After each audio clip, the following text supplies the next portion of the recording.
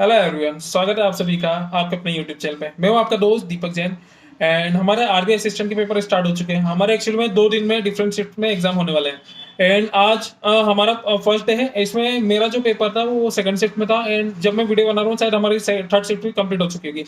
And इसी के साथ आज की वीडियो में हम ये देखने वाले हैं कि मेरा जो सेकंड शिफ्ट में आज का पेपर था 18 तारीख को, मेरा अटेम्प्ट क्या बना, मतलब मेरे अटेम्प्ट कितने रहे, प्लस हमें पेपर का लेवल कैसा देखने को मिला, क्या पैटर्न में क्वेश्चन पूछे गए थे। एंड इसी के साथ जिन कैंडिडेट का आने वाले मतलब शिफ्टों में या कल एग्जाम है, उनके लिए काफी इंपॉर्टेंट होने वाला है कि आपको क्या गलतियां नहीं करनी है। ठीक है, तो आप वीडियो को पूरा देखिएगा। एंड चलिए यहाँ से स्टार्ट करते हैं। पहले मैं अपने अटेम्प्ट के रिगार्डिंग एक बात बताऊं तो मेरे अटेम्प्ट देख के काफी कैंडिडेट या मैक्सिमम कैंडिडेट खुश हो जाएंगे, क्योंकि क्या होता है ना कि जिन कैंडिडेट का एग्जाम अच्छा जाता है वो तो वैसे ही खुश रहते हैं, जिनका अटेम्प्ट अच्छे होते हैं। लेकिन ऐसे कैंडिडेट जिनका पेपर थोड़ा सा बिगड़ जाता है तो उन्हें दूसरों के कम मार्क्स देख के ज्यादा खुशी होती है कि यार हम अकेले नहीं है जिसका पेपर बिगड़ा है। तो अगर सबसे पहले मैं दूसरे बच्चों के कैंडिडेट के मार्क्स के रिगार्डिंग बात करूं तो देखो, मेरे साथ जो आसपास के कैंडिडेट थे उनसे मैंने काफी से बात की। तो मुझे दो तरीके के कैंडिडेट देखने को मिले। एक तो ऐसे भी कैंडिडेट थे जिनके अटेम्प्ट 94, 92, 88, 86 ऐसे देखने को मिला। वहीं एक साइड पे ऐसे भी कैंडिडेट में मुझे देखने को मिला जिनके अटेम्प्ट 35 भी थे, 53 थे, 76। तो एक्चुअली में पेपर को ऐसे काफी सारे कैंडिडेट ने अप्लाई किया जो फर्स्ट टाइम दे रहे हैं। तो गाइस सबसे पहले बात स्टार्ट करते हैं इंग्लिश से। अगर इंग्लिश का लेवल की बात करूं, अगर आरबीआई सेक्शन का जो सेकंड शिफ्ट में पेपर इंग्लिश पूछी गई थी उसको मैं बोलूंगा इजी टू मॉडरेट था। अगर आप इसमें पैसेज की बात करें, जो आपको पैसेज आया था वो काफी इजीली रीड कर सकते थे और काफी स्पीड में रीड कर सकते हैं। मतलब कोई हैवी वर्ड्स नहीं था, कुछ नया नहीं था वर्ड्स। मतलब अपन बोलते हैं कि अगर वोकैब डिफिकल्ट हो तो पैसेज पढ़ने में थोड़ा टाइम लग जाता है, लेकिन ऐसा कुछ नहीं था। काफी इजीली स्टोरी टेलिंग टाइप की थी एंड काफी इजीली आप उसको कवर कर पा रहे थे, क्वेश्चन बना पा रहे थे। इसके अलावा इसके जो अदर सेक्शन होते हैं, जैसे कि इसमें आपका जो पेरा जंबल था उसका स्टार्टिंग के 2-3 पॉइंट ढूंढना काफी इजी था। लास्ट का एक पॉइंट ढूंढना, मतलब स्टार्टिंग एंड एंड इजीली मिल पा रहा था। बीच में अगर आप हो सकते गलती हो जाए आपसे तो हो सकती है। इसके अलावा जो फिलर थे, फिलर में भी मैं बोलूंगा जितने फिलर थे उसमें से एक या दो होंगे जिसमें आपको डाउट हो सकता है कि यार या तो ये ऑप्शन आएगा या सी ऑप्शन आएगा। इस तरीके से दो या तीन ऑप्शन में आपको डाउट जा सकता है। लेकिन ओवरऑल अगर मैं बात करूँ तो काफी डुएबल था। कुछ ऐसा नहीं था कि कुछ अलग से हटके वोकेब आ गई हो या फिर लेंदी दिख रहा हो। पेपर काफी स्मूथली इंग्लिश का पेपर चलता था। एंड इसी के साथ अगर एरर डिटेक्शन की बात की जाए तो उसमें भी मतलब जितने भी एरर थे उसमें से आप आधे से ज्यादा इजीली बना पा रहे थे। एक या दो होंगे जिसमें आपको नहीं समझ में आ रहा होगा कि यार ये एरर है कि नहीं है, या जिसका आप बोल सकते हो कि यार थोड़ा सा डिफिकल्ट पड़ रहा था। लेकिन इसी तरीके से इंग्लिश का अगर बताऊं तो इसलिए मैं इसको इजी टू मॉडरेट रखूंगा। एंड जैसे कि मैंने 30 में से 29 अटेम्प्ट किए हैं एंड उसमें मेरा एक छूट गया था, मतलब मैं क्लिक कर रहा था इसमें मेरा टाइम आउट हो गया। अब अगर मैं बात करूं रीजनिंग की, तो रीजनिंग हमारा काफी इजी देखने को मिला। इजी का मतलब मैं बोलूंगा जैसे कि हमारे पजल आए थे। जैसे मान लो सेटिंग अरेंजमेंट है 8 लीनियर रो में, तो उसमें आपको कोई भी वेरिएबल नहीं देखने को मिला, या फिर ऐसे वर्डिंग नहीं था कि आपको कहीं फंसा दे, या फिर कोई कंफ्यूजिंग स्टेटमेंट कुछ भी नहीं था। आप ऐसा भी नहीं हो रहा था कि आप दो या तीन पॉसिबिलिटी बनती हो।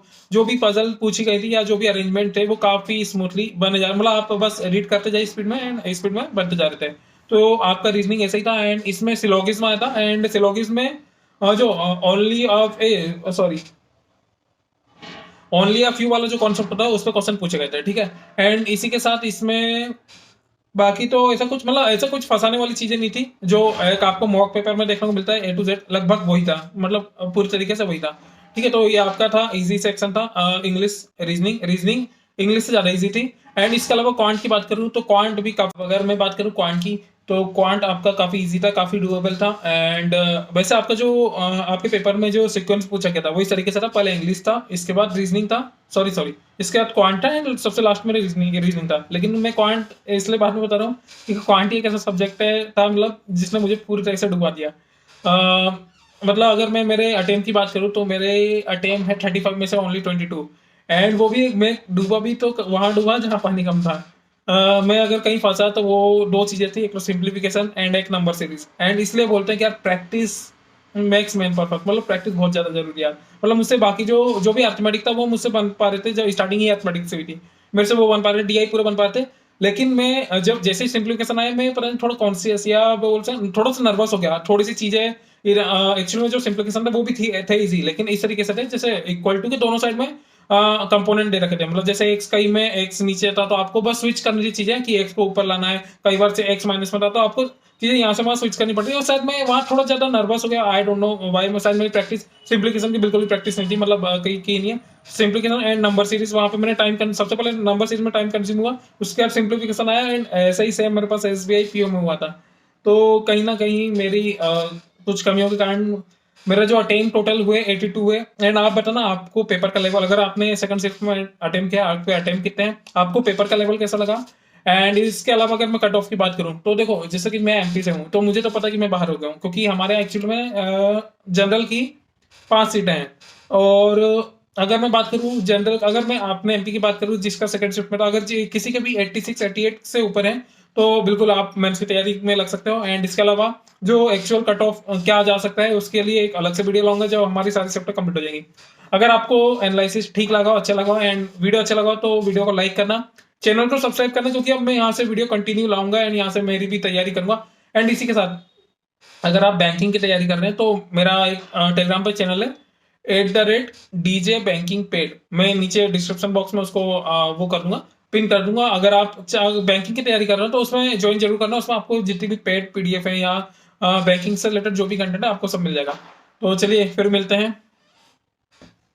हाँ यार, एक एक्चुअली में इंपॉर्टेंट पॉइंट बताना रह गया था, जिनके भी आने वाले शिफ्ट में एग्जाम है या जिनका कल एग्जाम है, सिंप्लीफिकेशन में एक चीज का ध्यान रखना, जो भी आपके ऑप्शन थे ना उनमें काफी सारों में यूनिट डिजिट से आंसर निकल रहा था, ठीक है। एंड एक्चुअली में मैं फंसा भी इसी कारण से, क्या था ना कि कुछ क्वेश्चन तो ऐसे थे जिनमें 5 डिजिट आखिरी के अलग थे, ठीक है, वो तो यूनिट डिजिट से बनते थे, लेकिन 2 3 4 ऐसे क्वेश्चन थे जिनके सिर्फ 2 डिजिट, मतलब बाकी 3 के अलग दिख रहे थे लेकिन 2 मैच कर रहे थे, जैसे ये दोनों 2 के पीछे 8 8 सेम ही था।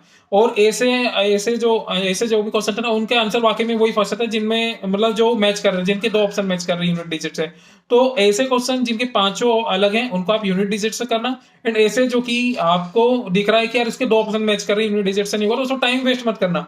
मैंने बहुत फंसा मैं उस टाइम से, पर मैंने देख लिया कि यूनिट डिजिट से हो रहे हैं, स्टार्टिंग के 2 3 4 हो गए थे, लेकिन इसके बाद जो मैंने चीजें ऑब्जर्व की उस अकॉर्डिंग मैं बता रहा हूँ। तो अगर आप अप्लाई कर सको तो करना। चलिए ठीक है।